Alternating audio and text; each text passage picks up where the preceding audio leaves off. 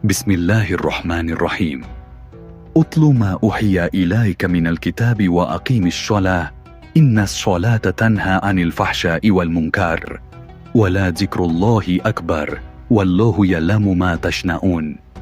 Yang artinya, bacalah Nabi Muhammad, kitab Al-Quran yang telah diwahyukan kepadamu, dan tegakkanlah solat. Sesungguhnya solat itu mencegah dari perbuatan keji dan mungkar.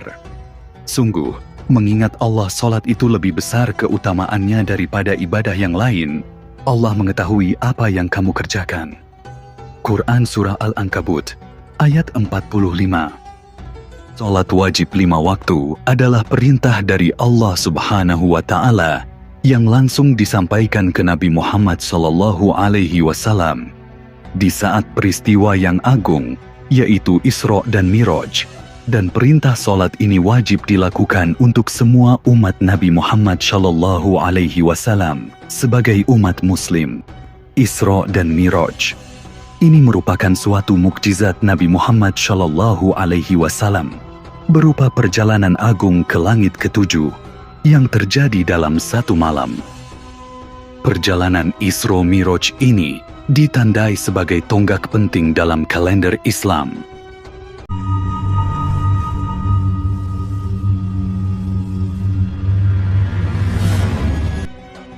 Assalamualaikum warahmatullahi wabarakatuh. Sahabat Muslim yang dirahmati Allah, selamat datang di Dansifal Channel, channel yang berbagi kisah tentang sejarah Islam.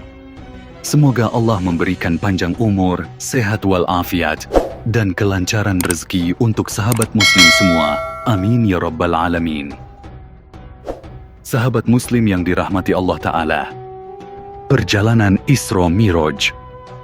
Isra dan Miraj merujuk pada dua bagian dari peristiwa agung yang dilakukan Nabi Muhammad SAW. Perjalanan ini terjadi dalam satu malam dari Mekah ke Yerusalem yang diikuti dengan kenaikan ke langit. Menurut sebagian besar hadis sahih, peristiwa ini terjadi 1 tahun sebelum hijrah.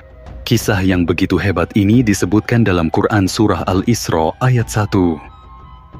Bismillahirrahmanirrahim. Subhanalladzi asra bi 'abdihi lailan minal masjidil harami ilal masjidil aqsha alladzi barakna haulahu linuriyahu min ayatina. Innahu huwas samiul bashir. Yang artinya, Maha Suci Allah yang telah memperjalankan hambanya Nabi Muhammad pada malam hari dari Masjidil Haram ke Masjidil Aqsha yang telah kami berkahi sekelilingnya, agar kami memperlihatkan kepadanya sebagai tanda-tanda kebesaran kami. Sesungguhnya Dia Maha mendengar lagi Maha melihat. Quran Surah Al-Isra ayat 1. Isra Miraj terjadi pada tanggal 27 Rajab. Isra Miraj menggambarkan perjalanan Nabi Muhammad SAW dari Masjidil Haram menuju Baitul Maqdis, dan perjalanan Nabi Muhammad SAW dari bumi menuju langit Sidratul Muntaha. Peristiwa ini merupakan peristiwa penting bagi umat Islam, karena pada saat yang sama, beliau mendapat perintah untuk menunaikan sholat 5 waktu dalam sehari semalam. Malaikat Jibril dan Nabi Muhammad SAW melakukan perjalanan pada malam hari dari Masjidil Haram di Mekah menuju Masjidil Aqsha di Palestina dengan menunggangi buruk. Arti buruk. Mengutip buku Isra Mi'raj dari Ibnu Hajar Al-Asqalani, Jalaluddin As-Suyuti, dan Fedrian Hasmand, disebutkan bahwa kata buruk merupakan turunan dari kata al-barik yang berarti kilauan, bercahaya. Hal ini sesuai dengan keterangan hadis bahwa tubuh buruk berwarna putih. Atau dari kata al-bark yang berarti kilat, petir, sesuai dengan keterangan hadis bahwa jalannya sangat cepat. Langkah buruk dijelaskan sejauh matanya memandang. Artinya hewan buruk menjejakkan kakinya pada setiap titik terjauh yang dilihatnya. Abu Ya'la dan Al-Bazzar mencantumkan riwayat dari Ibnu Mas'ud radhiyallahu anhu yang menjelaskan bahwa jika buruk menaiki bukit, maka kedua kaki belakangnya terangkat. Sementara jika dia menuruninya, maka kedua kaki depannya terangkat. Dalam riwayat Ibnu Sa'ad dari Al-Waqidi, dengan sanad-sanadnya, dijelaskan bahwa buruk memiliki dua sayap yang tidak seperti sayap hewan lain. Penjelasan wujud buruk dalam Al-Quran.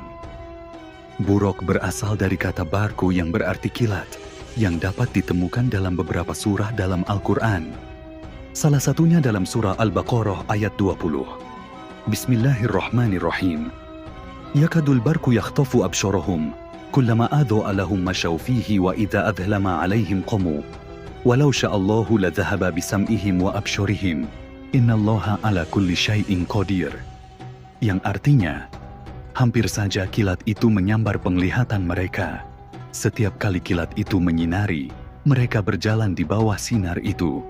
Apabila gelap menerpa mereka, mereka berdiri tidak bergerak. Sekiranya Allah menghendaki, niscaya Dia menghilangkan pendengaran dan penglihatan mereka.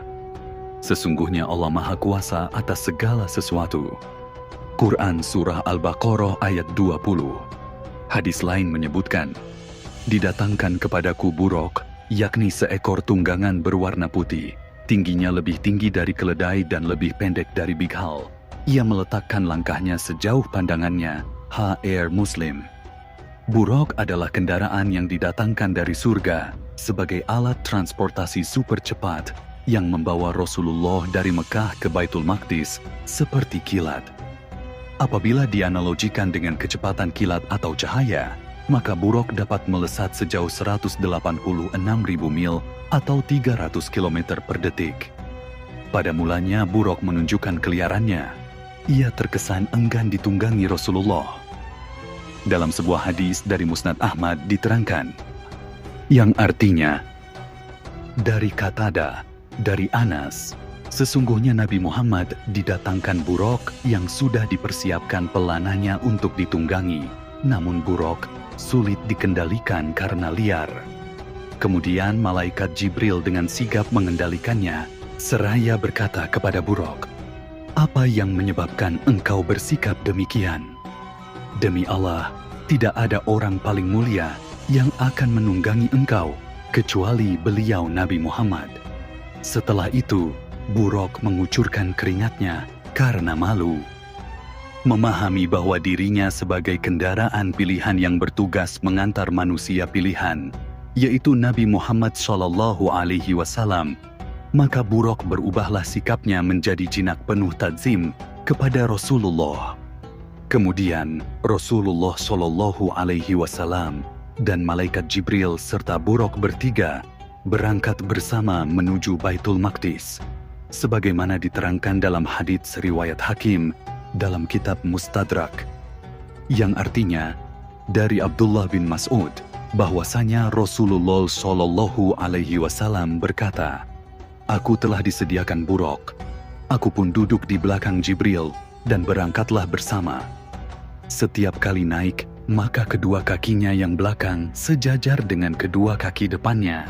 Dan setiap kali turun, kedua kaki depannya sejajar dengan kedua kaki belakangnya. Sesampainya di Masjidil Aqsa, Nabi Muhammad SAW menyempatkan diri untuk melakukan sholat malam. Usai sholat dan keluar dari Masjidil Aqsa, malaikat Jibril datang membawa dua wadah minuman. Satu berisi susu dan satu lagi berisi khamar. Rasulullah SAW pun memilih susu. Malaikat Jibril berkata, sungguh engkau telah memilih kesucian, kata malaikat Jibril dalam lanjutan hadis tersebut.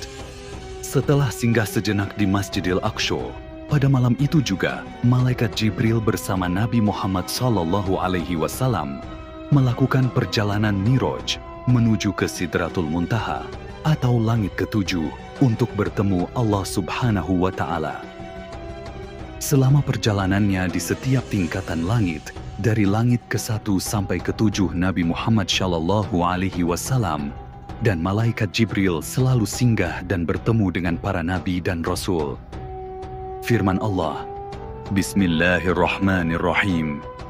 فَقَضَهُنَّ سَبْعَ سَمَاوَاتٍ فِي يَوْمَيْنِ وَأَوْحَى فِي كُلِّ سَمَاءٍ أَمْرَهَا وَزَيَّنَّا السَّمَاءَ الدُّنْيَا بِمَا شَبِهَا وَحِفْظًا ذَلِكَ تَقْدِيرُ الْعَزِيزِ الْعَلِيمِ. Yang artinya, Lalu dia menjadikannya 7 langit dalam 2 masa, dan pada setiap langit dia mewahyukan urusan masing-masing. Kemudian langit yang paling dekat dengan bumi, kami hiasi dengan bintang-bintang sebagai penjagaan dari setan. Demikianlah ketetapan Allah yang Maha Perkasa lagi Maha Mengetahui. Quran Surah Fussilat ayat 12. Nabi Muhammad Shallallahu Alaihi Wasallam mengucapkan salam kepada mereka semua, sedangkan para nabi menyambutnya dan menetapkan nubuah beliau. Di langit pertama, Rasulullah Shallallahu Alaihi Wasallam bertemu dengan Nabi Adam alaihissalam. Ketika sampai di langit pertama, Jibril meminta agar dibukakan pintu, maka ditanyakan, "Siapakah kamu?" Jibril menjawab, "Jibril." Jibril ditanya lagi, "Siapakah bersamamu?" Jibril menjawab, "Muhammad." Jibril ditanya lagi, "Apakah dia telah diutus?" Jibril menjawab, "Ya, dia telah diutus." Maka dibukalah pintu langit pertama. Tiba-tiba Rasulullah Shallallahu Alaihi Wasallam bertemu dengan Nabi Adam. Dia menyambut serta mendoakan Rasulullah dengan kebaikan.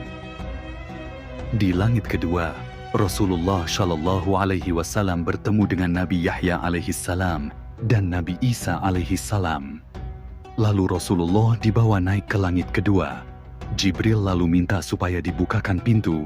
Lalu ditanyakan lagi, "Siapakah kamu?"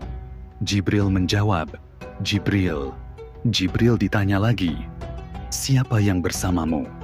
Jibril menjawab, "Muhammad."